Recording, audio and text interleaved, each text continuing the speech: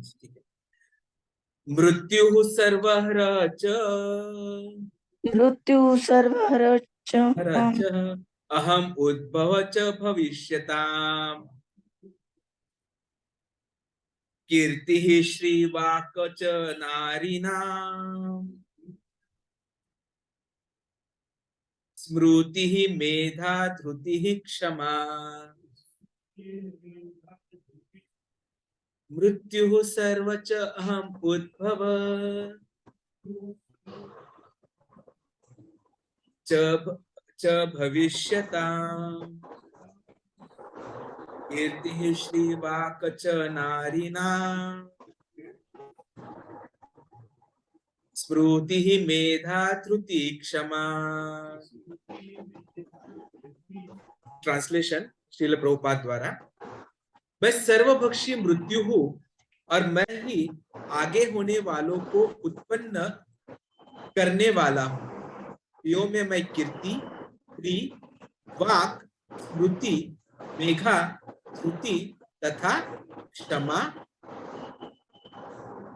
ओम अज्ञानतिमिरान्धस्य ज्ञानाञ्जनशलाकया चक्षुरुन्मिलितं येन तस्मै श्रीगुरवे श्रीचैतन्यमनोभीष्टं स्थापितं येन भूतले स्वयं रूप सदा मह्यं ददाति स्वपदान्तिकं वन्देऽहं श्रीगुरोः श्रीयुतपदकमलं श्रीगुरून् वैष्णवांश्च श्रीरूपं साग्रजातं सहगण रघुनाथं सजीवं साद्वैतं सावधूतं परिजनसहितं कृष्ण चैतन्य देवं कृष्ण पदान् सहगण रघुनाथान्वितं तं सजीवं नमो ओम साद्वैतं कृष्ण पृष्ठाय भूतले श्रीमते भक्तिवेदान्त स्वामी स्वामिनिति नामिने। नमस्ते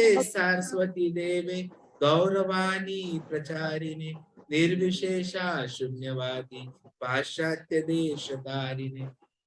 जय श्री कृष्ण चैतन्य प्रभु नित्यानंद श्री अद्वैत गदाधर शिवासादि गौर भक्त वृंद। हरे कृष्णा कृष्णा कृष्णा हरे हरे, हरे राम राम राम हरे हरे, हरे कृष्णा कृष्णा कृष्णा हरे हरे, हरे राम राम राम हरे हरे, हरे कृष्णा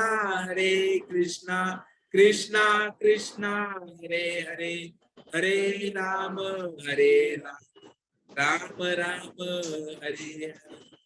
मृत्यु सर्व हरः च अहम। क्या श्लोक की शुरुआत हो रही है? मृत्यु सर्वः हरः च अहम। अब हमने कई प्रकार के चोरों के बारे में तो सुना होगा, और जिसके घर चोरी हो जाती है, जिसका कुछ चोरी हो जाता है, तो उसके मन में कितना क्लेश हो सकता है हम सोच सकते हैं। तुझी पेंसिल हरवली होती का बाळा कधी? मराठी। आप स्कूल में पेंसिल यूज करते हो? घुमाते हो? घूम जाती है? कभी कभी घूमने के बाद क्या लगता है? बहुत खुशी होती है? क्या होता है? जोर से बोलो, क्या होता है? ढूंढते हो और नहीं मिला तो फिर रोते हो, फिर बुरा लगता है और एक ले लेते। आपका कुछ घूमता है कभी? पेन गुम गया, सबसे पसंदीदा पेन गुम जाएगा तो क्या होगा?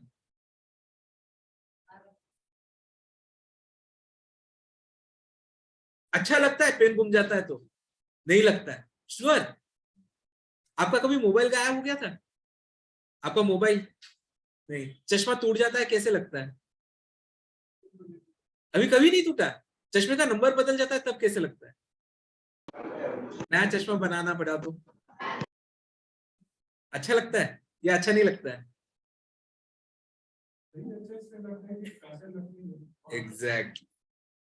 आप कपड़े लेते हैं, पुराने कपड़े जब खराब हो जाते हैं तो अच्छा लगता है आपको? नहीं लगता है। श्योर ना?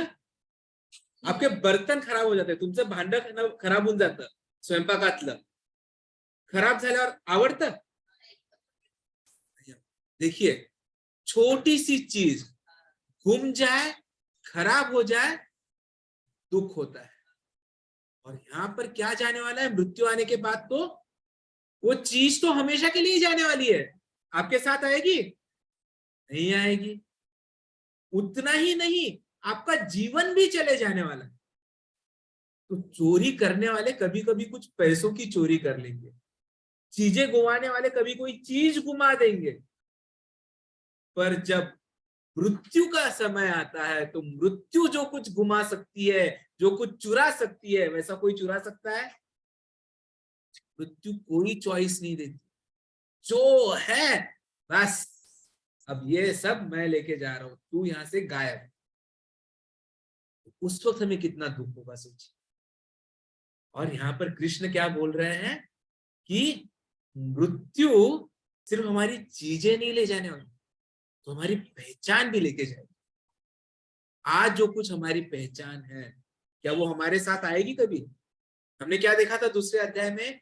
तथा देहांतर प्राप्ति ही, मतलब देह का बदलाव होने वाला है। आज ये शर्ट पहना है, जैसे थोड़ी देर पहले मैं पूजा कर रहा था, मैंने ऊपरी पहनी थी, अब शर्ट पहन लिया, बदलाव किया। वैसे ही मृत्यु आने के बाद ये शरीर जाकर कोई दूसरा शरीर आने वाला हो। तो कोई भी चीज आज जो हमारे साथ है, जिसके प्रति हमें लगाव है, जो हमें लगता है कि हमारी है, क्या वो हमारे पास होती है? और देखा जाए तो मनुष्य जो है, या हर कोई जीव जिसने भी शरीर धारण किया है, वो क्षण क्षण मरते रहते, क्षण क्षण होता है या नहीं? बोला जाता है कि जीवन में 6 बदलाव होते हैं, six changes happen in the body. तो उसमें से जो आखिरी बदलाव होता है, that is complete annihilation, death. तो मृत्यु देखा जाए तो हर क्षण हर एक जीव के शरीर का, जीव के शरीर का भक्षण कर रहा है। लेकिन हम मृत्यु किसको कहते हैं? जब वो अंतिम आघात करता है, कि जिसके बाद तुरंत दिखाई देता है कि भाई ये अभी हिल डुल नहीं रहा है, तो ये गया, डॉक्टर के पास भागो, सर्टिफिकेट लो। तो जब वो सिचुएशन आती है तब बोलते हैं कि इसका मृत्यु हुआ। तो मृत्यु लास्ट मोमेंट पे नहीं होती, इट्स अ प्रोसेस। हर क्षण हमारे शरीर का नाश हो रहा है। और उससे भी बड़ा क्या, तो हमें ये जो मौका मिला है, अपॉर्चुनिटी मिली है, उसका भी क्षण क्षण नाश होते जा रहा है। कृष्ण क्या बोल रहे हैं कि ये जो मृत्यु है, ये मैं सर्वभक्षी मृत्यु। लेकिन सिर्फ मृत्यु भगवान नहीं है, मृत्यु तो एंड हो गया, लेकिन बिगिनिंग क्या होता है, शुरुआत क्या है? कुछ निर्माण करना। तो भगवान क्या बोल रहे हैं? वो भी मैं ही हूं। यहाँ उन्होंने क्या वर्ड यूज किया उसके लिए? उद्भव सृष्टि ही, उद्भव मतलब सृष्टि ही, उद्भव च भविष्यताम, कि भावी जगतों में भी जो उद्भव हो रहा है, सृष्टि निर्माण हो रही है, वो भी मैं हूं। और इसके लिए पहले भी भगवान ने बोल दिया था, क्या बोला था? हम बीज पिता, बीज दत्तम पिता, कि मतलब जो बीज है वो कौन दे रहा है? मैं दे रहा हूं। ऐसा कृष्ण ने बोला है पहले ही अपने को। और यहाँ पर अभी उसी चीज को उन्होंने क्या किया, फिर से एक बार हाईलाइट कर। और इतना ही नहीं, ये जो 6 परिवर्तन जो होते हैं, 6 परिवर्तन जो मैं अभी बोल रहा था, कौन से है? जन्म लेना, उसके बाद क्या होता है? बढ़ते हैं। उसके बाद क्या होता है? उसके बाद हम क्या करते हैं कि कुछ काल तक हम संसार में रहते हैं। संसार में रहते हैं तो हम क्या करेंगे? फिर संतान की उत्पत्ति होगी। और फिर क्या होगा? धीरे धीरे अपना शरीर का क्षीण होते जा रहा है, डिटीरियोरेशन जिसे हम इंग्लिश में बोलते हैं। और एंड में आता है अमिलियोरेशन, मतलब कंप्लीट एंड। तो ये जो 6 है, इसका पहला जो पार्ट है वो क्या था? कि गर्भ में होना। तो उस गर्भ से मुक्ति जो है, फर्स्ट पार्ट है, वह भी कृष्ण ही देता है। आजकल हम देखते हैं कि डॉक्टर्स लोग नए नए ब्रांचेस निकाल के, आप, मैं खुद डॉक्टर हूं, मैं ऐसे बोलना नहीं चाहिए बट इट्स अ फैक्ट। तो सबसे ज्यादा पसंदीदा आजकल कुछ है, सॉरी ये मेरा वीडियो बंद था, किसी ने बताया, तो क्या है कि everyone is trying to understand कि भाई ये ग्रोथ कैसे हो रहा है। तो एम्ब्रियोलॉजी बोल के कंसेप्ट काफी आया हुआ है। तो एम्ब्रियोलॉजी में हम पढ़ते हैं कि भाई ये कैसे क्या जन्म ले रहा है, नवजात शिशु कैसे हो रहा है, और हम तब देख रहे हैं कि भाई इसकी ग्रोथ तो हो रही है, लेकिन ये ग्रोथ होने के बाद वो क्या ट्रिगर है जिससे वो उस गर्भ से बाहर आए, इसका आज तक कोई पता लगा नहीं। हम भले ही सोचते कि अरे जन्म नहीं हो रहा है, जन्म नहीं हो रहा है, हम इंजेक्शन पे इंजेक्शन देते हैं, ऑक्सीटोसिन वगैरह, बराबर है, पर फिर भी कब वो बाहर आएगा, क्या वो डॉक्टर के हाथ में है? अभी तक नहीं।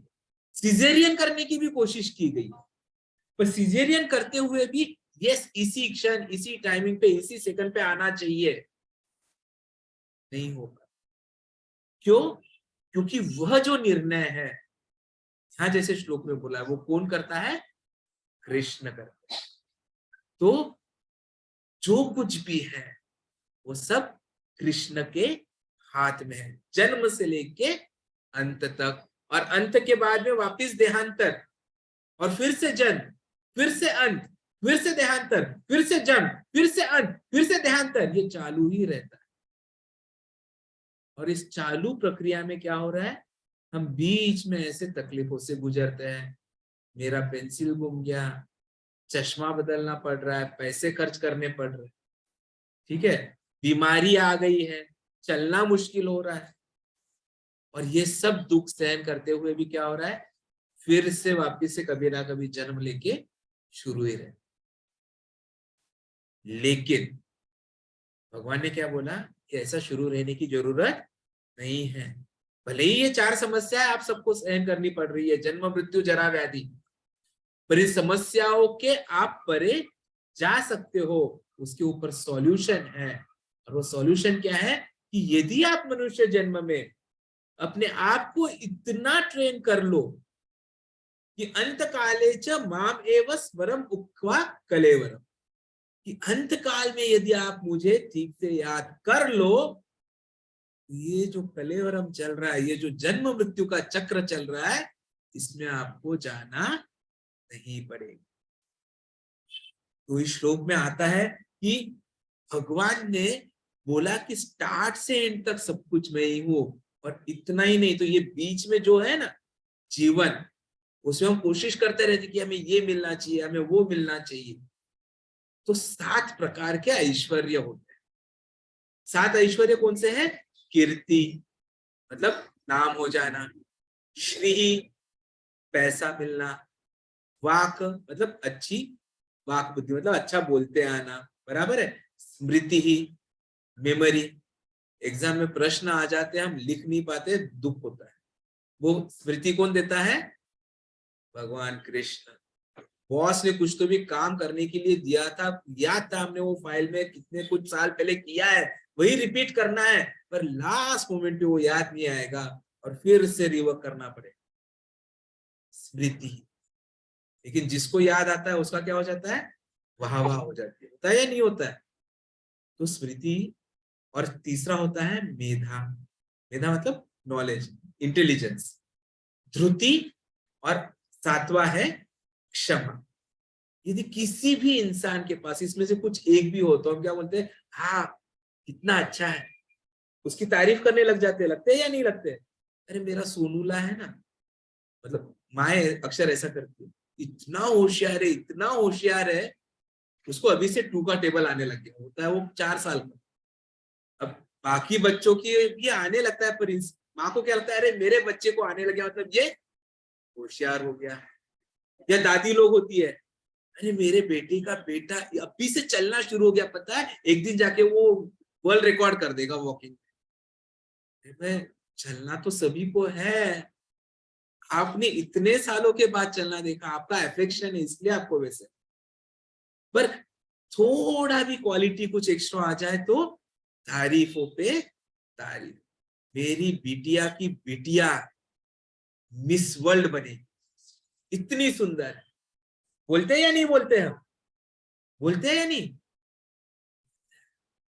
तो कुछ भी थोड़ा सा भी गुण आ जाए, अंबानी का लड़का मोटा हुआ करता था, थोड़ा सा उसने अपने आप को क्या पतला कर दिया तो तारीफों पे तारीफ, गुण आ गया ना। अब ऐश्वर्य है उसके पास, वो भी एक गुण है, इसमें हमने देखा है। तो थोड़ा भी यदि कुछ आ जाए तो उसकी वजह से क्या हो जाता है कि सब उसको यशस्वी मानने लगते हैं। कोई धर्म में अच्छा है, धार्मिक कार्य करते रहता है, तो हम क्या बोलते हैं, अरे कितना अच्छा धर्मात्मा है, सबकी सेवा कर रहा है, सबको हेल्प करते रहता है, कि सच रिलीजियस पर्सन, बोलते हैं नहीं बोलते? तो ऐसे हर चीज में कोई ना कोई, हर ऐश्वर्य में कोई ना कोई ऐश्वर्य एक्सपर्ट है। लेकिन कोई ऐसा होता है कि जिसमें ये सब सातों एक साथ आ जाए? है कोई? है? श्योर? माता जी आपका क्या कहना है कोई ऐसा? Exactly, now comes the answer. Krishna में ये सिर्फ है ही नहीं, तो ये पूर्ण है, और उनके हर गुण ऐसा है जो बढ़ते ही जाता है। उनकी सुंदरता के बारे में बोलते हैं कि वो कंपटीशन करते हैं राधा रानी के साथ, कि राधा रानी सुंदर दिख रही है तो उनको, राधा रानी को सुंदर देख के उनको लगता है मैं और सुंदर होना चाहिए, वो और सुंदर हो जाते हैं। और कृष्ण को सुंदर देख के राधा रानी और सुंदर होती, और फिर ये और सुंदर होते। तो सोचिए सुंदरता कैसे बढ़ती बढ़ती जाए। और इसीलिए कृष्ण का, भले ही उनका रंग कृष्ण, कृष्ण मतलब क्या होता है? काला, लेकिन वो ऐसा काला नहीं है। उनका काला ऐसा है, जैसे अभी आप देखोगे कि यहाँ पे हमारे पास हमारे ब्लैक हेयर है, या कोई किसी ने ब्लैक शर्ट पहना होगा, तो काला रंग क्या करेगा, पूरा ये जो लाइट है अपने अंदर एब्जॉर्ब करता है कि नहीं, राइट? लेकिन कृष्ण का काला रंग ऐसा है, वो लाइट एब्जॉर्ब नहीं करता, वो लाइट रिफ्लेक्ट करता। सोचिए ऐसा काला रंग हमने देखा है कभी? देखना है? मन है ऐसा काला रंग देखने का? देखना पड़ेगा। और आप बोलते हो आपने नहीं देखा है तो गलत बोल रहे हो, क्योंकि हम सब लोग कृष्ण के साथ, कृष्ण के साथ उनकी सेवा करते थे कृष्ण लोक में, गोलोक वृंदावन। पर दुर्भाग्यवश हमारे अहम ने हमें धोखा दे दिया। हमने सोचा कृष्ण की सब सेवा कर रहे हैं, कृष्ण सेवा ले रहे हैं, हम ऐसा क्यों नहीं कर सकते? और ऐसे ही हमने सोचा, कृष्ण ने क्या बोला, अरे गलत सोच रहा है। बोला नहीं नहीं, हमें भी देखना है। तो बोले ठीक है, चलो मैं तुम्हारे लिए एक नई सृष्टि निर्माण करता हूं। और क्या कर दिया कृष्ण ने? ये भौतिक जगत का निर्माण कर दिया, विच इज अ रिफ्लेक्शन। पर देखा जाए तो ये 1/3 है, 1/3 1/4। और उसमें भी इतने सारे ब्रह्मांड है, और इतने सारे ब्रह्मांडों में इतने सारे गैलेक्सीज है। उसमें से एक गैलेक्सी मिल्की वे, उसमें से हमारा एक सोलर सिस्टम, उसमें से हमारा एक ग्रह पृथ्वी, उस पृथ्वी में इतने सारे कॉन्टिनेंट्स, उसमें से एशिया कॉन्टिनेंट में इतने सारे देश, उन अनेक देशों में एक देश भारत, उस भारत देश में अनेक राज्य। कितने राज्य है भारत में? आपको पता है कितने स्टेट्स है इंडिया में? 26 पुराने हो गए, अभी बढ़ गए, एक्स्ट्रा बन गए, ठीक है 20, यस। तो उन राज्यों में एक अपना है महाराष्ट्र, उसमें इतने सारे शहर है, इतने सारे शहरों में एक है अपना पुणे, पुणे में इतने सारे इलाके, उसमें अपना ये एक ईस्ट पुणे, उसमें इतने सारे एरियाज, मगरपट्टा, खराड़ी, ये वो वाघोली, उसमें से अपना खराड़ी, खराड़ी में इतनी सारी कॉलोनियां, अशोक नगर, तुलजा भवानी नगर, ये नगर वो नगर। मैं तो घर देख रहा था तो खराड़ी में इतने सारे नगर देख के मैं कंफ्यूज हूँ। अब उसमें अपना ये अशोक नगर, अशोक नगर में इतनी सारी बिल्डिंग्स, उसमें अपनी ये एक बिल्डिंग, इस एक बिल्डिंग में इतने सारे फ्लैट्स, उसमें हमारा एक फ्लैट, उसमें इतने परिवार वाले, उसमें से हम एक। तो हम कहाँ और सृष्टि कहाँ? और हम क्या सोचते हैं ये सब कुछ मेरा है। शर्ट किसका? मेरा है। परिवार किसका? मेरा है। पैसा किसका? क्या है ये सब दुनिया के साथ? कुछ भी नहीं। जो सब कुछ है वो किसका है? भगवान का। तो जब हमें दुख होता है कि मेरा पेंसिल गुम गया, वो किस लिए दुख हुआ तुम्हें? क्योंकि तुमने सोचा वो पेंसिल तुम्हारा है, लेकिन वो पेंसिल एक्चुअली किसका है? कृष्ण। ईशोपनिषद में इसीलिए बोलते हैं ईशावास्यम इदम सर्व, सब कुछ भगवान का। और उसमें हम अपने आप को उसका कंट्रोलर समझने की कोशिश करते हैं, वो हमारी गलती। तो जैसे ही हम इस गलत मेंटालिटी से बाहर आ जाएंगे तो सभी दुखों से बाहर आ सकते हैं। तो इस श्लोक पर चर्चा करते हुए और दो बातों का चर्चा होती है प्रायः, कि यहाँ पर भगवान ने स्त्री नाम क्यों शब्द यूज किया, कि क्या ये 7 क्वालिटीज जो बोली गई है, हमने देखा ना स्त्री नाम शब्द, स्त्री नाम मतलब अमॉन्ग्स्ट विमेन, स्त्रियों में, तो क्या ये क्वालिटीज जो है ये सिर्फ स्त्रियों के लिए है? नहीं, एक्चुअली इसके दो मतलब है। एक मतलब ये कि ये जो भी क्वालिटीज है ये फेमिनाइन क्वालिटीज, मतलब जैसे फेमिनाइन होता है और मस्कुलाइन होता है, मतलब स्त्रीवाचक और पुरुषवाचक, तो ये जो भी क्वालिटीज है ये स्त्रीवाचक शब्द आई।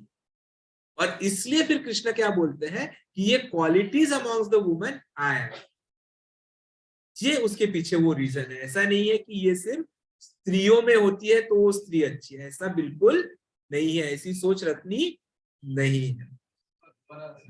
ओके, यहाँ पर स्त्री नाम शब्द जो आया है या नारी नाम शब्द जो आया है, उसके पीछे कारण ये कि ये एक नाउन है। ये संस्कृत जो है ना बहुत ही मजेदार लैंग्वेज होती है। तो समथिंग कैन बी जो नाउन होता है it can be a masculine as well as feminine. English में वैसा नहीं होता है। इंग्लिश में क्या होता है? मैस्कुलाइन, फेमिनाइन या न्यूट्रल। संस्कृत में क्या होता है ना कि आप दोनों तरह से उसको यूज कर सकते। तो यहाँ ये जो क्वालिटीज आई है, यदि आप देखोगे तो ये सब क्वालिटीज जो शब्द है ये जो है ये स्त्रीवाचक शब्द, दे आर फेमिनाइन वर्ड्स। और इसलिए फिर यहाँ पर इन्होंने क्या बोला है कि these qualities which are feminine are me. Amongst these qualities, English में आई एम दोज क्वालिटीज। ठीक है, इसका मतलब ये नहीं कि स्त्रियों में मैं ये हूं, नहीं, amongst all these qualities I am those qualities. अब देखोगे ये 10वें अध्याय में कृष्ण जो है ना वो अलग अलग तरीके से बता रहे हैं कि वो कैसे ऑप्युलेंट है, और इसलिए वो हर एक चीज में जो श्रेष्ठतम चीज है, क्योंकि श्रेष्ठतम से आगे कुछ हो सकता है क्या? तो ही इज उसके भी परे, that is why he is saying this. ये विभूतियों के बारे में वो बता रहे हैं, ऑप्युलेंसेस के बारे में। तो ये जो मैनिफेस्टेशंस है ये सब कृष्ण के हैं, and he is the source. सभी स्पिरिचुअल मटेरियल हर चीज का सोर्स कृष्ण है, और इसलिए उन्होंने यहाँ पर ये किया। और यहाँ पर एक जो अलग शब्द आता है वो है वाक। अब ये जो मैं बोल रहा हूँ कि ये फेमिनाइन वर्ड है, इसके पीछे भी आचार्य लोग बताते हैं कि यहाँ पर ये वाक शब्द का अर्थ स्पीच भी लिया जाता है, मतलब अच्छी बोलने की कला, लेकिन वाक शब्द का अर्थ संस्कृत में संस्कृत भी होता है, मतलब संस्कृत को वाक भी बोलते हैं। और इसीलिए यहाँ पर ये मतलब आता है कि ये जो क्वालिटीज है, ये जो नाउन्स है, नाम है, ये नाम स्त्रीवाचक है संस्कृत में, वो मैं। तो कृष्ण इनडायरेक्टली बताना चाहते हैं कि आदि से लेके अंत तक और इवन इन बिटवीन जो चीजों के पीछे हम भागते हैं वो चीजें स्वयं कृष्ण है। तो यदि हम ये आज समझ लेते हैं कि सब कुछ कृष्ण है और हम इनडायरेक्टली कृष्ण के पीछे ही भाग रहे हैं, तो इनडायरेक्टली भागना अच्छा है या डायरेक्टली भागना अच्छा? कभी भी डायरेक्ट अच्छा। यदि आपको कोई चीज चाहिए होगी तो आप डायरेक्टली पापा को बोलोगे, बराबर है? या आप बोलोगे कि नहीं मैं मेरे दोस्त को बोलता हूँ, दोस्त उसके पापा को बोलेंगे, उसके पापा मेरे पापा के फ्रेंड है, वो उनको बोलेंगे तो वो चीज मिलेगी? मिलनी तो है ही। पर कैसे मिली हुई ज्यादा अच्छी है, डायरेक्ट बोलोगे तो अच्छी है ना। सेम थिंग अप्लाइज कि यदि सब कुछ कृष्ण है और हम कृष्ण के पीछे ही भाग रहे हैं, तो हम क्यों ना डायरेक्टली कृष्ण की ही सेवा करें। क्यों ना हम डायरेक्टली जगन्नाथ जी को शरण जाए और जगन्नाथ जी को बोले सब कुछ आपका है, मैं भी आपका हूं, आप जो चाहो वो मुझसे करवाते रहो। सिर्फ एक ही प्रार्थना है कि अंत काल में मुझे याद आओ और अपने पास ले जाओ। नहीं तो क्या होगा, फिर से उसी छोटे से यूटेरस में, गर्भ में हम फंसेंगे।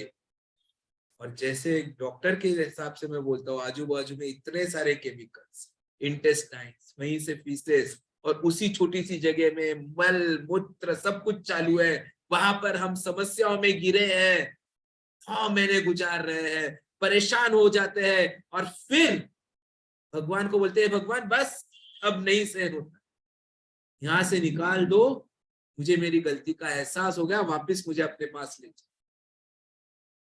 तो भगवान दयालु मान जाते हैं और बोलते हैं जाओ बच्चा। और हमारा जन्म होता है, और जन्म होते ही क्या होता है, हम भूल जाते हैं कि हमने क्या प्रॉमिस किया।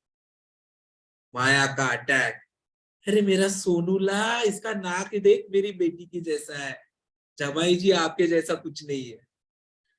और एक के बाद एक आइडेंटिटी शुरू, फंस गए, और डायरेक्ट जो रास्ता था वो भूलकर इनडायरेक्ट शुरू हो गया।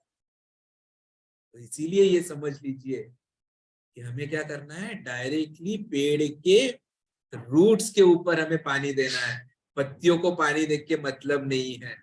तो कृष्ण की यदि हम सेवा कर ले, कृष्ण को समर्पित हो जाए, कृष्ण सब कुछ संभाल लेते हैं और हमारा मृत्यु सही हो जाएगा, तो फिर से जन्म में अटकना नहीं पड़ेगा। हरे कृष्ण। धन्यवाद। वांछा कल्पतरुभ्यश्च कृपा सिंधुभ्येव च पतितानां पावनेभ्यो वैष्णवेभ्यो नमो नमः। हमारे यहाँ ऐसे ही प्रोग्राम शुरू रहता है। सुबह चांटिंग सेशन होता है 4:30 बजे आरती करके, उसके बाद में 6:45 सुबह मंगल आरती होती है, तो अराउंड 7:15 बजे तक मंगल आरती चलती है। 7:20 से भागवतम कक्षा होती है, फिर शाम को 7:30 बजे भी यहाँ पे भक्ति रसालयम होता है भगवत गीता के ऊपर। बीच बीच में प्रभु जी काफी मार्गदर्शन करते हैं, स्पेशल लेक्चर्स होते हैं, तो आप लोग ऐसे ही आते रहिए, भगवान जी के दर्शन लेते रहिए। ऑनलाइन भक्तों से भी निवेदन है कि आप आते रहिए। हरे कृष्ण।